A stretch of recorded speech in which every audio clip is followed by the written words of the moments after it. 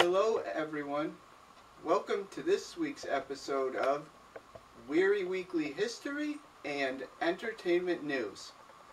Arts and entertainment businesses are slowly coming up with new plans for their seasons or canceling them altogether. It's a very trying time, and everyone is doing their best to accommodate the situation. It's time for this week's Wehry Weekly Entertainment News Trivia. This week's question is, which three movies have tied for the most Academy Awards of all time? This will be answered at the end of my show. And now, for this week's local entertainment headlines. For the first time since 1945, Tanglewood has canceled the entire summer season.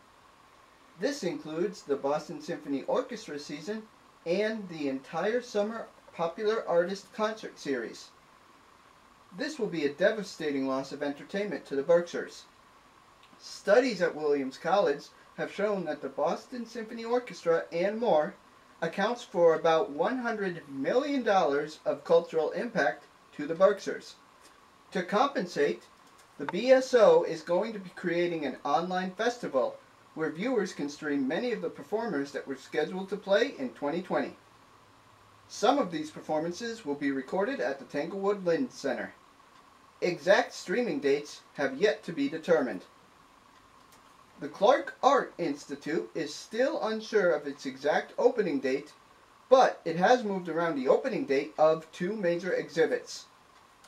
Claude and Francois Xavier Lelaine, Nature Transformed, will now open on May 8th of 2021, while Nikolai Astrup, Visions of Norway, will be beginning in June 2021. There were three other exhibits that were on display when the Clark had to close. Once the museum reopens up, those exhibits will be back on display. Visit www.clarkart.edu for more information on its reopening. The Pittsfield Suns season is still up in the air. The owners of the Future League, where they play, voted to delay the season, which had been planned to start in late May. Several options are still on the table, including the cancellation of the season or resuming it but without fans. Other baseball summer leagues across the country, such as the Cape Cod League and the New England Baseball Collegiate League, home of the North Adams Steeplecats, chose to cancel their seasons altogether. Futures League Commissioner Joe Palucci said that these cancellations did not affect the Future League's decision. Several wildlife sanctuaries in Berkshire County reopened up last week. These included Pleasant Valley in Lenox, Canoe Meadows in Pittsfield, Lion Kiln Farm in Sheffield, and Tracy Brook in Richmond. In an email conversation I had with Becky Cushing, the director of Berkshire Wildlife Sanctuaries, there were several factors in opening these sanctuaries. They included the physical layout of trails, population density, parking capacity, and the physical infrastructure of the sanctuaries.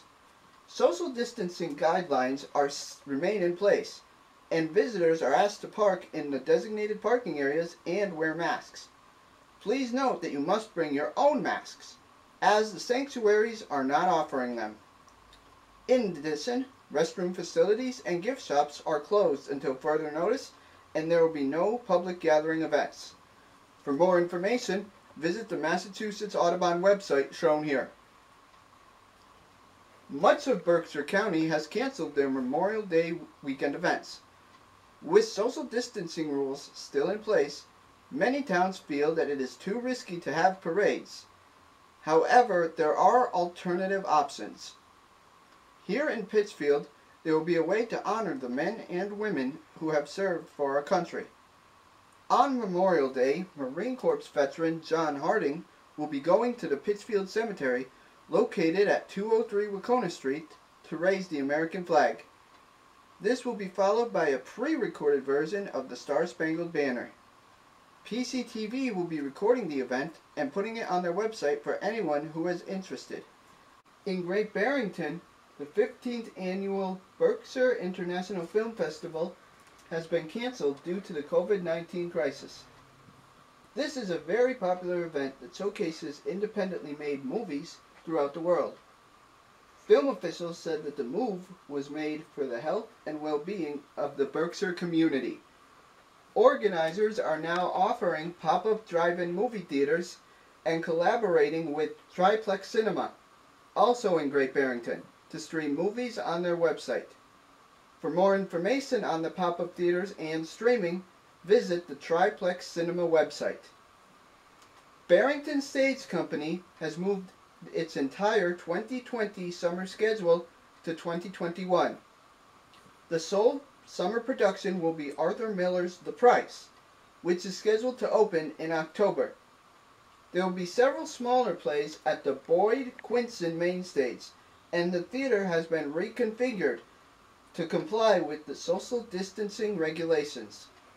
Additionally, the St. Germain Theater and Mr. Finn's Cabaret will remain closed. The first production at the Boyd Quinson main stage will be the one-man show Harry Clark, scheduled to premiere on August 5th.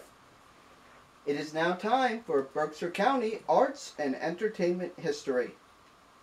This week's venue is Springside Park in Pittsfield, which is still open, aside from the playground, flower building, and baseball diamond.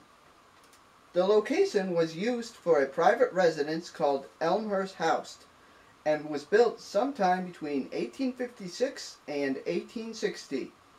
It wasn't until 1910 that former Pittsfield Mayor Kelton Miller donated land within Elmhurst for use as a public park.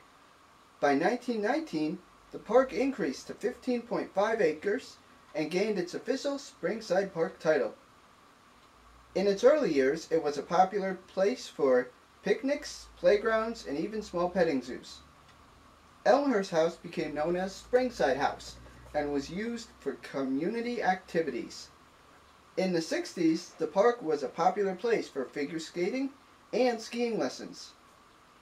By the summer of 1967, Pittsfield attempted to open up another petting zoo, but repeated acts of vandalism led to the zoo's closure in 1984. 2 decades of misuse led to rumors of the park being transformed into a golf course. This caused an outrage, and efforts led to an arboretum, or natural garden. Today, the park is extremely popular with the city of Pittsfield, and in 2008, it was placed on the National Registry of Historic Places. In movie news this week, the animated movie Scoob will be released as a world premiere on demand. Much like Trolls World Tour a couple of weeks ago, Warner Bros. Studios decided to release the latest adaptation of the beloved animated Scooby-Doo series on demand. Some people in the movie industry have questioned the idea to release movies that were going to be in theaters directly on demand. However, it actually makes perfect business sense. All of the movie theaters are closed, so no revenue is coming into the movies. In addition, releasing family movies is great for this very difficult time. So even though theaters are feeling the effects, movies can still make an impact. Speaking of movies, it's time for this week's Wehry Weekly Entertainment News Trivia. As a reminder, the question was, which 3 movies have tied for the most Academy Award wins of all time? The answer is 1959's Ben-Hur, 1997's Titanic, and 2003's The Lord of the Rings, The Return of the King. All 3 of these movies combined great stories and special effects to make an impact on Hollywood. That ends Wehry Weekly History and Entertainment News. Make sure to like, follow, and subscribe to my YouTube page at RT Wehry. Also, new episodes will be airing on PCTV on Spectrum Berkshire County, Channel 1301. Visit www.pittsfieldtv.org for the full schedule. Thank you.